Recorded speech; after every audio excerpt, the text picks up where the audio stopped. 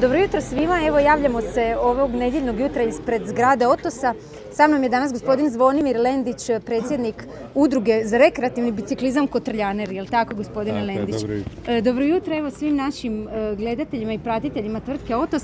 Recite nam gospodine Lendić, što se to danas ispred Otosa događa? Danas, evo sad je to već 13. godina kako idemo za Vukovar, na obljetnicu Vukovara, zapaliti svijeće, odati počast i gradu i ljudima koji su tamo stradali. I evo, uz vas kao partnere, sad već partnere, ali vi ste sad s nama već 5. godinu.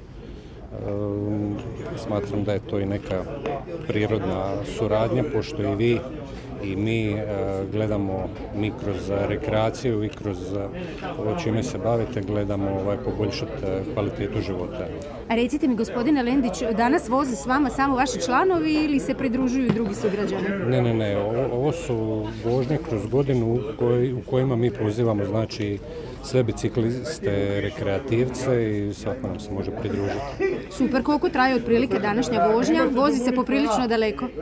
Pa dobro, nije to tako strašno, neki 35 km, vozi se 2 sata, znači vožnja je lagana, imamo jedno stajanje usput, imamo u Vukovaru isto tako odmor i domjenak, tako da nije to tako strašno. I povratak nazad biciklima isto traje negdje oko sat i pol. Znači za jednog prosječnog biciklista da se izdržati? Za rekreativca nije naporno. Odlično. Recite, rekli ste ovo je 13. godina da ovo radite, poprilično vjerojatno već naši sugrađani o tome znaju. Koliko očekujete ljudi danas? Pa danas koliko nam se prijavilo negdje oko 60 do 70 biciklista plus prateće osoblje, jel? Znalo je to biti po 140, 150, znalo nas je biti i po 15-20, sve ovisi o vremenskim uvjetima. Recite mi, molim vas, vi osobno, koliko dugo se bavite rekreativnim biciklizmom?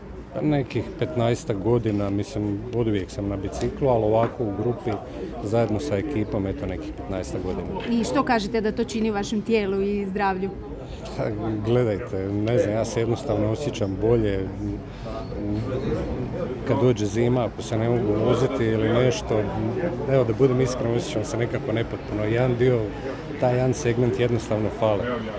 Znači, ostaje nam ljudi samo pozvati, a sve da se pridružite Kotrljanerima danas u ovoj hvale vrijednoj vožnji prema Vukovaru i da se rekreativno vozite biciklom i mislite o svom zdravlju.